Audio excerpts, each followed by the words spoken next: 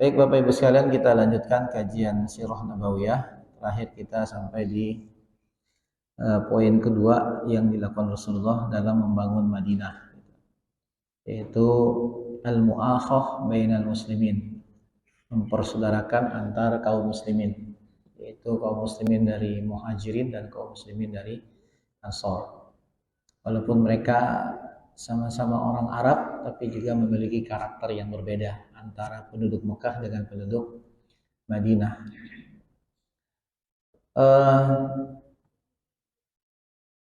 Kemudian kita sedikit bicara tentang urgensi ukhuwah Islamiyah. Kenapa Rasulullah melakukan hal ini gitu.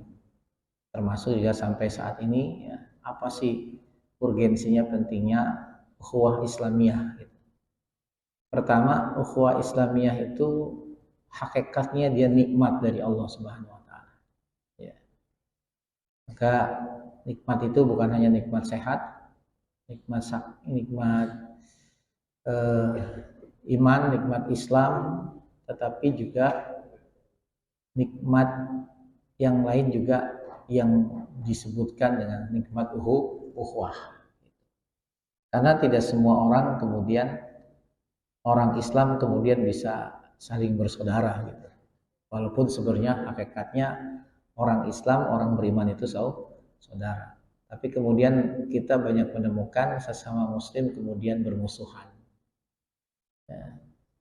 Bahkan tidak menutup kemungkinan sesama muslim kemudian berperang.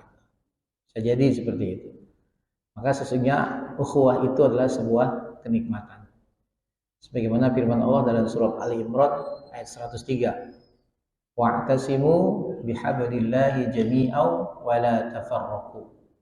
Wadhkuru ni'matallahi 'alaikum id kuntum a'da'an fa'alafa baina qulubikum fa'asbahtum bi ni'matihi ikhwana.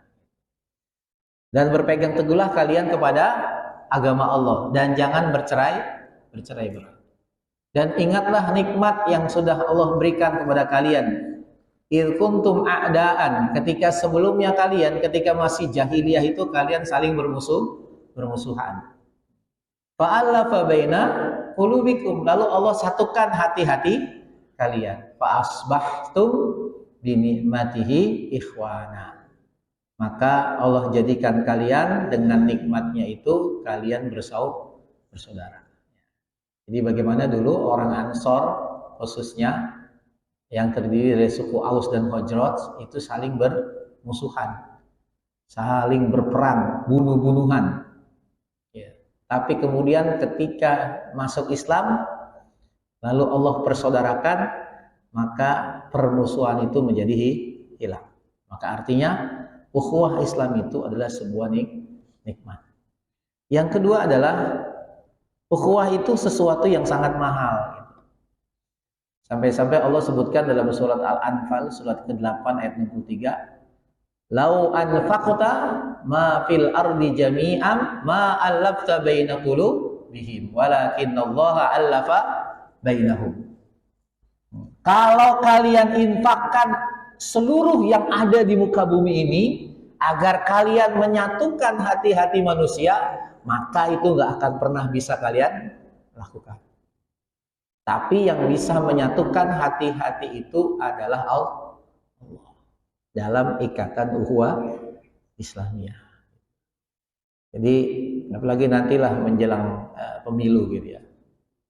Nah, itu orang berinfak besar-besaran tuh biar milih. Itu tujuannya apa? Pengen nyatuin biar jadi pendukung saya gitu. Kan seperti itu. Jor-joran sembako, jor-joran duit gitu. Kata Allah nggak bisa. Jangankan cuma sembako, kamu kasih 1.000 orang, 2.000 orang, 10.000 orang, 1 juta orang, 100 juta orang kamu sogok dengan sembako untuk menyatukan kamu, menyatukan orang, nggak bisa. Seandainya seluruh di muka bumi ini diinfakkan nggak bakal bisa. Ya Allah. Nah itu jadi sesuatu yang mahal diukur dengan seluruh dunia saja nggak bisa gitu. Ya, itulah ukhuwah. Kemudian ukhuwah juga menjadi cermin kekuatan iman. Sebagaimana firman Allah dalam surah Al-Hujurat ayat 10, innamal mu'minuna ikhwah. Sesungguhnya mukmin itu bersaudara. Jadi menariknya ayat ini tidak mengatakan innamal muslimun, tapi innamal mukminun, lebih spesifik lagi. Bahkan kalimat mukminnya tidak menggunakan kata kerja, tapi kata benda, isim. Bentuknya isim fa'il. Dari kalimat amana yu'minu imanan mukmin. Jadi kata kerja itu sesuatu yang tidak baku, dia bisa berubah. Tapi kalau kata benda, dia baku. Gitu. Maka di sini Allah menggunakan kata mukmin. Jadi artinya, ya memang dia mukmin sejati. Pokoknya kalau mukmin pasti bersaudara. Dari manapun dia, gitu. Dari suku manapun dia, dari negara manapun, kalau dia mukmin bersaudara. Kalau dia kesusahan, kita bantu, gitu. Nah, sebagaimana yang sekarang dialami oleh sosok kita kembali lagi di Palestina. Sampai ada yang bilang bosen dikit lah, bentar-bentar perang, bentar-bentar ribut. Memang seperti itu di Palestina, nggak usah kaget, gitu. Yang namanya membara di Palestina itu akan sampai akhir zaman nanti. Ya. Kenapa? Karena masih ada Yahudi gitu. Yang bikin rese itu Yahudi gitu. Karena Allah sudah sebutkan, bahkan sudah Allah tetapkan, wa qadaina ila bani Israila fil kitabi la tufsidunna fil ardi marrataini wa la ta'alunna 'uluwan kabira. Dan sungguh kami telah tetapkan kepada Bani Israel bahwasanya kalian benar-benar akan membuat kerusakan di muka bumi 2 kali. Dan kalian itu menjadi angkuh, sombongnya luar biasa. Ya, jadi 2 kali Yahudi itu membuat kerusakan secara umum, ya. 2 kali. Yang pertama, kemudian para ulama menafsirkan tadi di masa Nabi Musa, gitu. Di masa Nabi Musa, ya, sampai puncaknya itu kejayaan Bani Israel itu di masa Nabi Sulaiman. Di masa Nabi Sulaiman. Kemudian setelah masa Nabi Sulaiman, nah itu terpecah 2 tuh kerajaan Israel itu, ya. Ada yang di Yerusalem, ada yang di Samaria. Seperti itu. Sampai nanti Allah datangkan kepada mereka orang-orang yang kuat, yang kemudian menghancurkan mereka. Siapa? Kata para ulama, orang itu, kaum itu, raja itu adalah Nebukadnezar gitu. Yang disebutkan dalam hadis bahwasanya raja, astagfirullahaladzim, keasikan. Ya, jadi sebelum Masehi, Nebukadnezar itu menyerang Palestina, membunuh banyak orang-orang Bani Israel, termasuk ulama-ulamanya yang lurus itu dibunuh oleh Nebukadnezar. Dan Nebukadnezar ini adalah salah satu raja besar yang disebutkan dalam hadis gitu. Kata Nabi, raja besar itu ada 4. Ya. Yang pertama adalah yang 2 mukmin, yang 2 kafir. Yang 2 mukmin adalah Nabi Sulaiman dan Zulkarnain. Sementara yang 2 kafir adalah Namrud serta Bukhtansor. Bukhtansor itu adalah yang dimaksud adalah Nebukadnezar. Itu dibantai Yahudi, habis-habisan, eksodus besar-besaran dari Palestina, sampai kemudian sebagian kecil dari mereka sampai di Jazirah Arab, tepatnya di Madinah, hancur mereka, gitu. Sampai terus ya di masa modern Perang Dunia ke-1, ya ada istilah yang sudah Holocaust gitu. Bagaimana orang Yahudi di Eropa dibantai 6 juta Yahudi. Jadi jumlah Yahudi di Eropa itu jumlahnya 9 juta. Kemudian yang dibantai 2/3-nya oleh Nazi, ya, pimpinan Hitler gitu ya. Seperti itu. 6 juta dibantai, 1 juta anak-anak, 2 juta perempuan, 3 jutanya laki-laki. Bantai. Walaupun sebenarnya yang dibantai oleh Hitler itu bukan hanya Yahudi, ada lagi bangsa-bangsa yang lain. Termasuk ternyata yang dibantai oleh Hitler juga kaum homoseksual. Ada 15.000 kaum homoseksual yang dibantai oleh Hitler. Jadi Hitler juga nggak suka dengan homoseksual. Jadi bantai ini, 15.000 dibantai. Nah itu berlanjut sampai situ, sampai kemudian juga mereka nggak tentu arah ke sana kemari. Tapi luar biasa dalam waktu tidak sampai 100 tahun ya, kemudian mereka bangkit. Dan itu yang Allah sebutkan dalam Al-Qur'an dalam ayat berikutnya. Summa radadna lakumul karrata 'alaihim wa amdadnakum bi amwali wa banina wa ja'alnakum aktsara nafira. Kemudian kami kembalikan kejayaan kalian. Kami banyakkan harta kalian, kami banyakkan keturunan kalian, sehingga kalian berkuasa. Dan saat inilah yang dimaksud. Bagaimana dunia itu sekarang dikuasai Yahudi, termasuk juga Amerika. Itu dikuasai Yahudi semua. Ya, semua berada di bawah kendali Yahudi. Maka sampai istilah nggak mungkin jadi presiden Amerika kalau nggak dapat restu dari Yahudi, kan begitu. Seperti itu. Nah, tapi nanti kemudian kata Allah apa? In ahsantum li anfusikum wa in asatum falaha.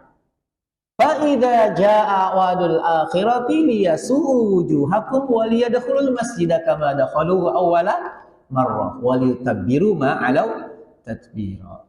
Kemudian nanti kalian juga akan dihancurkan lagi. Yahudi itu. Kapan? Nanti di akhir zaman. Itu saat terjadi perang besar antara kaum muslimin dengan orang-orang Yahudi. Sampai-sampai nanti Yahudi ngumpet di balik pohon, di balik batu, kemudian pohon, batu itu berbicara, "Hei muslim, hada Yahud, gitu. Khalfi, ini Yahudi di belakang saya, ngumpet. Bunuh, uktul, bunuh." Nah, itu. Jadi artinya nggak usah heran kalau Palestina terus membara sampai akhir zaman nanti. Gitu. Dan bagaimana pertarungan besar nanti terjadi di sana di akhir zaman antara kaum muslimin dengan orang-orang Yahudi. Gitu. Jadi ini yang harus kita pahami, dan warisan dari para pendahulu kita, bagaimana kita diwasiatkan untuk terus menjaga Masjidil Aqsa. Gitu. Warisan dari Umar bin Khattab, Salahuddin Al-Ayyubi, gitu. Ya. Jadi bagaimana kita umat Islam punya kewajiban mempertahankan Masjidil Aqsa, karena dia salah satu 3 kota suci, tempat suci umat Islam setelah Masjidil Haram, Masjid Nabawi, dan Masjidil Aqsa. Bagaimana kalau kita sering dengar cerita, pernah dengar kan Bapak Ibu cerita siapa orang tuanya Salahuddin Al-Ayyubi sebelum menikah kan? Ini kan kisahnya masyhur gitu ya. Dari situ kita mendapatkan pelajaran bagaimana orang-orang dulu itu, ya, pendahulu kita itu punya cita-cita besar, salah satunya apa? Mengembalikan Masjidil Aqsa ke tangan kaum muslimin. Mungkin Bapak Ibu sudah sering mendengar kisah ini. Sudah dengar ya Pak? Sudah dengar ya? Sudah dengar? Belum. Baca sendiri gitu. Ya, jadi kan di tahun 1137 ya, ini penaklukan, direbutnya Palestina oleh oleh pasukan Islam di bawah Salahuddin Al-Ayyubi itu terjadi di tahun 1187. Itu diawali dari cita-cita besar kedua orang tuanya. Jadi selalu tuh Muhammad Al-Fatih menaklukkan Konstantinopel, itu cita-cita besar ketika dia masih kecil gitu. Sama juga Salahuddin Al-Ayyubi akhirnya dengan izin Allah bisa merebut Palestina dari tentara salib. Itu cita-cita besar kedua orang tuanya, bapak dan ibunya. Ketika bapaknya masih bujangan, ya umurnya sudah cukup untuk menikah, tapi dia nggak nikah-nikah. Akhirnya pamannya ini heran gitu, prihatin juga. Padahal dia pejabat, penguasa di Tikrit di Irak. Bapaknya Salahuddin Al-Ayyubi ini namanya Najmuddin Al-Ayyubi gitu. Maka kata pamannya, Najmuddin, kamu udah berumur, kok belum nikah? Nikah-nikah. Lalu kata Najmuddin, belum ada yang cocok. Belum ada yang cocok. Nah, terus kata pamannya, bagaimana kalau saya lamarin buat kamu, ya, Putri Malik Shah, salah satu raja Kesultanan Saljuk, anaknya raja, cantik, bangsawan. Apa kata Najmuddin? Dia nggak cocok buat saya. Oh, kalau kita ambil itu, ya, orang bangsawan ya, anak raja gitu. Tapi kata dia, kata Najmuddin, dia nggak cocok buat saya. Kalau begitu, saya lamarkan buat kamu putri Perdana Menteri Kekhilafahan Abbasiyah. Gitu. Lalu apa jawab Najmuddin? Dia juga nggak cocok buat saya. Terus kamu mau nyari yang bagaimana? Maka apa jawaban luar biasa dari Najmuddin ini? Ayahanda Salahuddin Al-Ayyubi. Kata dia, innama uridu zaujatan salihatan. Saya hanya menginginkan seorang wanita yang solehah. Ta'khudu biyadi ilal jannah. Yang dengan tangannya bisa menggandengku ke dalam surga. Ini visi misi rumah tangga begitu Pak. Visinya adalah masuk surga semuanya. Sesuai dengan firman Allah tuh, ya ayyuhalladzina amanu qu anfusakum wa ahlikum. Nah, di visi rumah tangga itu masuk surga semuanya. Ya. Kemudian apa lagi kata Najmuddin ini? Wa unjibu minhu waladan hatta yashubba wa yakuna farisan wa yu'idu lil muslimina al-baital maqdis. Lalu aku bisa mendapatkan keturunan dari wanita yang soleh itu. Lalu kemudian anakku itu, keturunanku itu dididik dengan baik oleh istriku itu. Sehingga dia menjadi tumbuh sebagai seorang pemuda yang luar biasa, yang kesatria, yang kelak dia bisa mengembalikan Masjidil Aqsa ke tangan kaum muslimin. Itu dia cita-cita besarnya. Lalu apa kata pamannya? Emang lo mau nyari di mana yang kayak begitu? Bisa lo nyari yang kayak gitu? Bahasa kita begitu, Betawinya kan gitu. Lalu kata Najmuddin, paman, kalau kita ikhlas karena Allah, maka Allah akan berikan pertolongan pada kita. Sudah, pamannya nyerah. Nah, hingga satu saat Najmuddin sedang berbicara di satu masjid di Tikrit bersama dengan seorang syekh setelah kejadian itu. Saat dia sedang berbicara dengan seorang syekh, kemudian si syekh ini dipanggil oleh seorang gadis.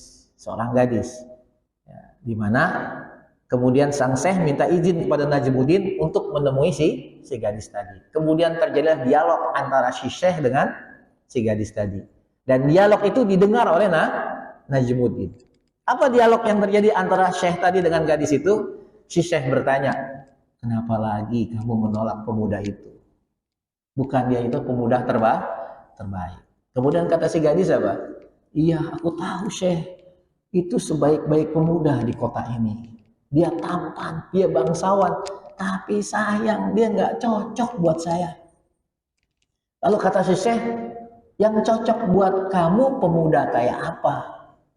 Kemudian si gadis ini menjawab, aku mendambakan seorang laki-laki yang soleh, yang dengan tangannya bisa menggandengku ke surga. Lalu darinya aku bisa mendapatkan keturunan. Lalu kelak keturunanku ini menjadi seorang ksatria yang bisa membebaskan Masjidil Aqsa. Begitu mendengar kata-kata si gadis itu, Najmuddin ini kayak disamber petir. Kok sama saya ya? Pucuk dicinta, ulang tiba. Akhirnya setelah si gadis pergi, Najmuddin bertanya, siapa itu Syekh? Lalu dijelaskan oleh si Syekh ini. Kalau begitu, lamarkan dia untuk saya. Inilah wanita yang saya cari selama ini. Akhirnya menikahlah keduanya, lalu lahirnya Panglima Islam Salahuddin Al-Ayyubi. Itu tahun 1137. Dan Salahuddin Al-Ayyubi baru bisa menaklukkan Palestina dari tentara salib tahun 1187. Berarti butuh berapa tahun, Pak? 50 tahun. 50 tahun. Ya. Jadi begitu. Artinya di sini kita bisa ngambil pelajaran bagaimana kita harus punya cita-cita, keinginan untuk bisa membebaskan Masjidil Aqsa dari Yahudi saat ini. Sebagaimana orang-orang besar pendahulu kita dulu begitu. Sampai-sampai nggak nikah-nikah, cuman pengen cari Allah kasih jodoh yang model begitu. Ya begitulah, kalau niatnya ikhlas karena Allah sampaikan. Allah sampaikan. Sebagaimana ada dalam sebuah hadis gitu ya. Nabi menjelaskan kepada kita, ada seseorang yang datang kepada temannya di mana dia ingin minjem uang kepada temannya itu yang dia gunakan untuk dia melakukan perjalanan jauh dalam rangka mencari maisha. Ya. Kemudian dipinjeminlah oleh temannya itu. Ini hadis sahih. Dipinjemin sama temannya. Maka berangkatlah dia dengan perjanjian sekian bulan saya kembalikan. Lalu apa yang terjadi? Setelah sekian bulan, waktunya dia pengen harus mengembalikan itu, saat dia mau kembali dari tempat dia bekerja, ya ternyata ada masalah di kapal yang dia tumpangi gitu. Akhirnya dia gagal untuk pulang di waktu yang tepat dan membayar utang di waktu yang tepat. Tapi dia tidak putus asa, dia yakin sama Allah. Apa yang dilakukan? Kemudian dia ambil sebongkah kayu, lalu kayu itu dibolongin, ya, kemudian dimasukin uang yang dia mau bayar ke orang itu. Lalu setelah itu dia tawakal sama Allah, dia lempar. Pokoknya saya niat mau bayar. Apa yang terjadi?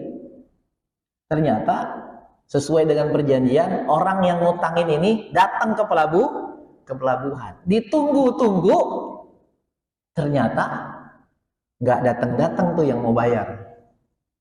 Akhirnya dia berniat pulang. Saat dia mau pulang, dia lihat ada sebongkah kayu yang lagi nganyut.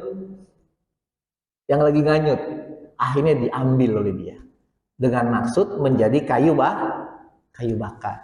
Begitu dibuka, dipecahin, dibelah, di dalamnya ada surat yang dalamnya juga ada uang. Ternyata dibaca dari orang yang dia utangin. Sampai begitu. Jadi nggak mustahil. Termasuk keinginan kita, cita-cita besar kita membebaskan Masjidil Aqsa dari tangan orang-orang Israel. Gak ada yang mustahil buat Allah. Tapi tadi kita benar-benar ikhlas gitu. Karena ini menjadi kewajiban kita. Ya makanya dalam menghadapi itu, menyikapi itu, ya kalau mau turun langsung ikut perang monggo kan gitu. Tapi kan nggak ada yang berani kan? Ada yang berani? Datang ke sono. Jangan Pak, saya masih kerja. Saya anak gitu ya. Seperti itu. Maka minimal apa? donasi. Donasi nggak punya duit, minimal doa. Doa males, minimal apa Pak? Minimal diam. Jangan kemudian menuduh saudara-saudara kita yang sedang berjuang di sana. Kan gitu. Kan banyak tuh orang donasi kagak, ikut perang kagak, doain kagak, tapi memfitnah saudara-saudara kita yang sedang berjuang di sana. Padahal mereka orang-orang yang kita meyakini hadis Nabi, itulah orang-orang yang sekarang sedang berjuang di Masjidil Aqsa, itu yang disebut dalam hadis Nabi, kata para ulama. Jadi ketika Nabi mengatakan, nah, akan ada segolongan dari umatku, segolongan kecil yang terus berperang, ya, menghadapi musuhnya, sehingga musuhnya itu menjadi gentar gitu. Nah, tetapi Nabi mengatakan, banyak orang yang kemudian mencela orang-orang yang berjuang ini menghadapimu, musuh, yang membuat musuh ini menjadi gentar, dicela dia, difitnah, dihina gitu. Tapi bagi orang yang berjuang ini nggak peduli dia mau difitnah sebagai teroris, sebagai antek-anteknya Israel kayak gitu ya, dia nggak peduli. Pokoknya fokus dia bagaimana membebaskan Masjidil Aqsa gitu. Maka para sahabat nanya, di mana mereka wahai Rasulullah? Mereka adalah orang-orang yang berjuang di sekitar Masjidil Aqsa. Itu yang disebutkan dalam hadis Nabi. Jadi insya Allah donasi yang kita kirimkan itu menjadi keberkahan dalam hidup kita. Karena mereka orang-orang yang berjuang itu orang-orang yang Allah berkahi. Sebagaimana disebutkan dalam hadis tadi seperti itu. Nah ini jadi kembali lagi bahwasanya ukhuwah itu cermin kekuatan iman. Pokoknya kalau dia mukmin, dia butuh bantuan, maka kita wajib membantunya sesuai dengan kemampuan kita. Ya, tadi kalau memang tidak bisa turun langsung berperang bersama mereka, karena memang mereka juga nggak butuh itu, kita ikut perang, minimal donasi nggak bisa, minimal doa nggak bisa, minimal tahan syahwat kalam kita, jangan kita terbawa dengan, ya ini Israel sendiri yang bilang kan, Benyamin Netanyahu mengatakan dia sewa buzzer di seluruh dunia termasuk di Indonesia untuk mendiskreditkan perjuangan Palestina. Jadi Palestina itu dijelek-jelekin gitu.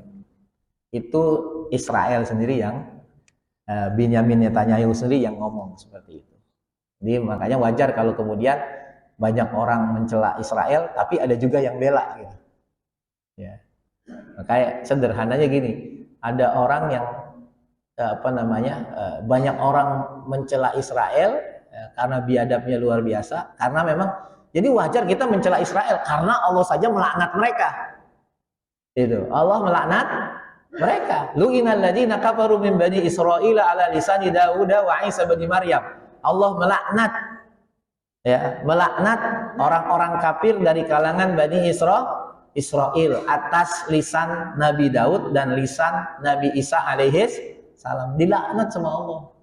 Loh, mereka dilaknat tapi kemudian masih ada yang bela. Maka dua kemungkinan Pak yang bela itu. Satu, dia nggak punya ilmu, dia dapat informasi yang salah. Yang kedua, dia buzzer Pak, bisa jadi gitu, bisa jadi kemungkinan begitu. Kan jelas Israel itu Yahudi yang disebutkan oleh Allah, yang kita baca minimal 17 kali adalah bangsa yang maghdub, ghairil maghdubi alaihim waladdallin, amin. Ya. Bukan jalan orang-orang yang dimurkai dan juga bukan jalan orang-orang yang sesat. Siapa maghdub? Hum al-yahud. Siapa ad-dallin? Hum an-nasara. Itu tafsirnya jelas. Di antara pendapatnya itu. Ya, jadi memang mereka menjadi bangsa yang maghdub, dilaknat dimurkai oleh Allah Subhanahu wa taala. Kalau Allah saja memurkai, lalu kita bela, berarti bertentangan kan seperti itu. Nah, seperti itu. Jadi itu yang harus kita pahami. Kemudian ukhuwah juga menjadi syarat sempurnanya iman. La yu'minu ahadukum hatta yakuna hatta yuhibba li akhihi ma yuhibbu li nafsihi.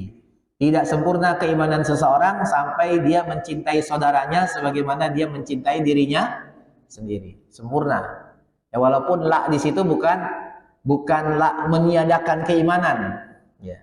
Tapi meniadakan kesempurnaan. Artinya bukan berarti dia nggak punya iman sama sekali. Kalimat la yu'minu. Jadi bukan terjemahnya tidak beriman seseorang di antara kalian, tapi maknanya tidak sempurna keimanan seseorang dari kalian, ya, sampai dia mencintai saudaranya sebagaimana dia mencintai dirinya sendiri.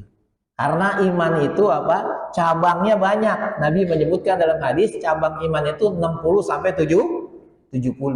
Ada yang terkait dengan amalan lisan, ada yang terkait dengan amalan anggota tubuh, ada yang terkait dengan amalan hati. Maka Nabi menyebutkan cabang iman paling tinggi itu adalah la ilaha illallah. Gitu. Kemudian yang paling rendah adalah imatatul adza, menyingkirkan duri dari jalan yang bisa menyakitkan sesama muslim. Dan wal haya'u syu'batun minal iman, dan malu itu sebagian dari iman. Jadi Nabi menyebutkan ya 3 model cabang iman. Ya, ada 3 gitu. Dan itu mewakili iman itu terkait dengan hati, dengan lisan, dengan anggota tubuh. Nah, ucapan la ilaha illallah iman dalam bentuk lisan. Gitu. Kemudian memindahkan duri dari jalan itu terkait dengan iman yang berkaitan dengan anggota tubuh. Dan malu itu berkaitan dengan iman yang berkaitan dengan hati. Gitu. Jadi komplit. Maka artinya kalau kita tidak mencintai saudara kita sebagaimana kita mencintai diri kita sendiri, maka berarti iman kita belum sempurna. Gitu. Ya, cuman kita seringnya milih memang iman yang begitu yang gak sempurna, iman yang lemah. Ya, kata Nabi apa? Man ra'a minkum munkaron fal yughayyirhu. Siapa yang melihat kemungkaran di antara kalian maka rubah dengan tangannya. Fa illam yastati fa bilisani. Kalau nggak bisa merubah dengan tangannya, rubah dengan lisannya. Fa illam yastati fa biqalbi. Kalau yang tidak bisa merubah dengan lisannya, maka rubah dengan hatinya. Jadi tangan, lisan, hati. Tapi Nabi ketika bicara tentang hati, wadzalika huwa adaful iman. Itulah selemah-lemahnya iman. Jadi iman kita masih lemah. Kata Nabi yang ngomong itu. Karena kita cuma nyegahnya dari hati. Kita cuma bisa nggak suka, benci dengan perbuatan itu. Sementara kita tidak punya kemampuan untuk merubahnya. Alhamdulillah masih punya iman walaupun lemah gitu. Ini iman lemah pengennya masuk surga Firdaus gitu. Kan nggak cocok jadinya gitu. Nah, kalau masuk surga Firdaus imannya yang kuat, yang tinggi gitu.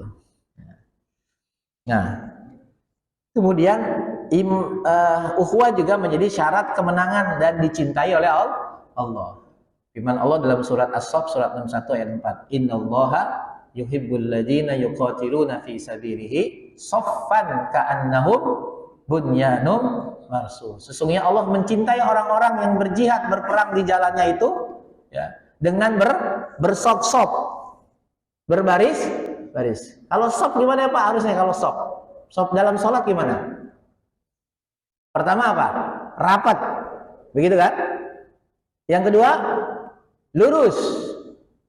Rapat tapi belentang-belentong itunya apa? Bengkok gitu. Nah, itu. Jadi, maka kalau sop ya, sop itu dalam sholat tidak rapat, tidak lurus, kan apa kata Nabi? Sawu sufu akum. Fa inna taswiyatas sufu min tamamis sholat. Luruskan, rapatkan sop. Karena lurus dan rapatnya sop itu adalah bagian dari kesempurnaan sholat jamaah. Dia kurang sempurna. Sholatnya diterima gitu ya. Tapi nggak sempurna sholat jamaahnya. Harusnya dapat 27, jadi 26, 25, 24, 20 setengah. Karena nggak rapat. Nah, kita kan suka nggak rapat gitu ya. Gitu. Mau dirapetin geser. Karena yang ngerapetin juga ini banget gitu ya. Bikin sempit juga, akhirnya suka. Akhirnya main injek-injekan. Apaan sih ini rapatnya injek-injek. Seperti itu. Nah itu yang dimaksud, tidak sempurna jadinya. Nah, jadi yang dicintai Allah itu yang bersop-sop, berbaris-baris. Dan ciri barisan yang bagus itu rapat, lurus. Nah, makanya Nabi mengatakan, maukah kalian aku bariskan sebagaimana barisnya malaikat? Bagaimana barisnya malaikat? Bagaimana wahai Nabi barisnya malaikat? Malaikat itu kalau sholat, isi sop yang di depan dulu. Dipenuhi. Dan enggak kan kadang-kadang udah komat, masih aja di luar jalan. Tuh imam nungguin aja. Tapi di ahli daya enggak kayaknya. Amin. Gitu ya. Harusnya kan udah, jangan nunggu komat, langsung aja berebut. Tapi jangan sikut-sikutan. Gitu. Kan karena Nabi gitu. Kalau tahu apa yang ada dalam sop pertama, gitu, niscaya dia siap untuk bisa mendapatkan sop pertama itu walaupun dengan cara diundi gitu. Karena sop yang utama gitu. Tapi kita banyaknya isar, mementingkan orang lain. Ente aja di depan, ente aja depan.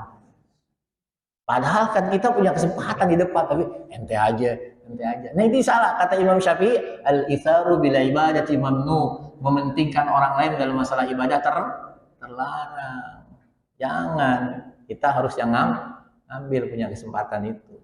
Jangan ente aja gitu. Ya, sama ya, jadi imam juga begitu gitu ya. Ente aja. Kadang nggak jadi imam, yang maju orang gila. Jangan salahin kan gitu. Saya pernah ceritakan, saya di sama Masjid Al-Hidayah juga di Cawang. Kejadian itu di asar, itu sholat asar, begitu qomat, nggak ada yang maju, nggak ada yang berani maju. Nah, akhirnya ada seorang pemuda yang maju, kemudian meminta jamaah untuk merapatkan, meluruskan shaf. Selesai sholat, terus si pemuda nggak lama langsung pergi. Jamaah nanya, itu siapa? Ada yang tahu, itu yang stres.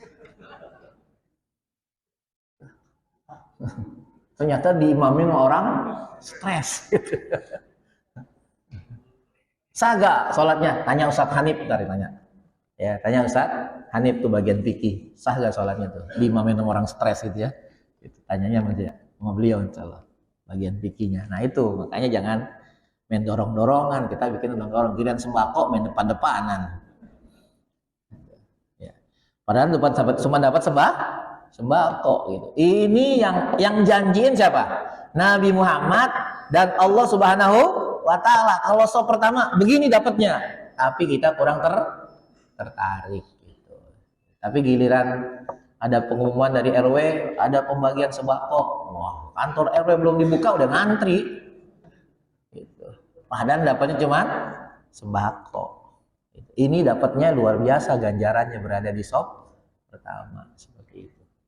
Nah itu, jadi itu urgensi dari ukhuwah. Terakhir mungkin, berarti memang ukhuwah itu bisa terbentuk melalui proses. Proses pertama namanya ta'aruf, saling mengenal. Jadi kalau kita nggak saling mengenal, susah bisa terjadi ukhuwah Islamiyah. Yang kedua, setelah ta'aruf, tafahum, saling memahami. Wah ini orang Jawa, ini orang Sumatera, ini orang Ambon, ini orang Medan, karakternya kita paham gitu. Kalau kita nggak memahami nanti kaget dengar orang Medan ngomong kan gitu.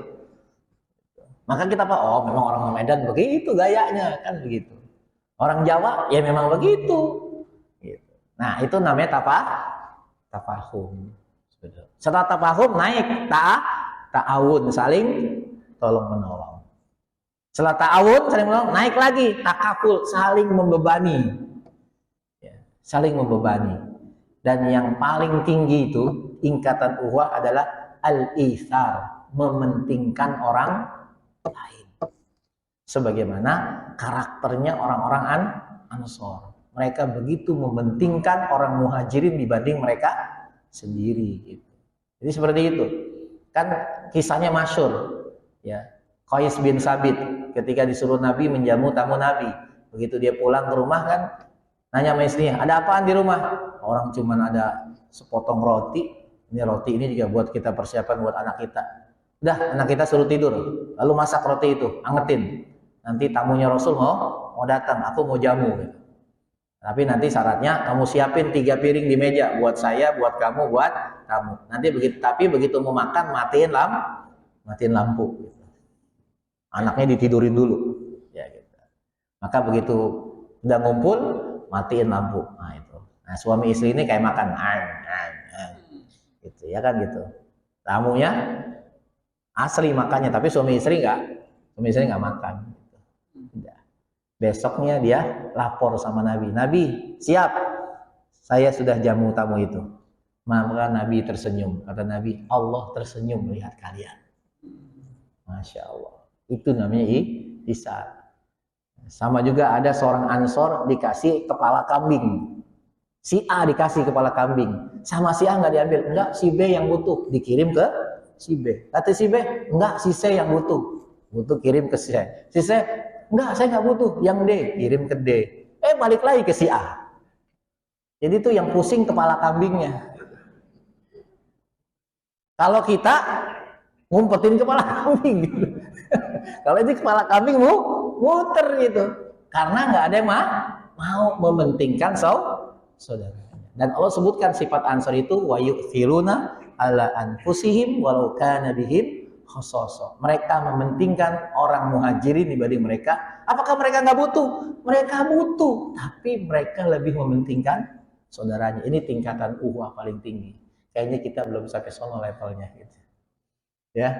Nah, prosesnya panjang. Insya Allah dengan kajian ini mudah-mudahan semakin mematangkan kita betapa uhwah Islamiyah itu penting, menjadi kekuatan yang luar biasa bagi kaum muslimin. Demikian mungkin yang bisa kita kaji kesempatan kali ini, sudah masuk Isya. Mohon maaf atas segala kesalahan, tutur kata yang salah. Wallahu a'lam bishawab. Kita tutup dengan doa kafaratul majelis. Subhanakallahumma bihamdik asyhadu an la ilaha illa anta astaghfiruka wa atubu ilaik. Assalamualaikum warahmatullahi wabarakatuh.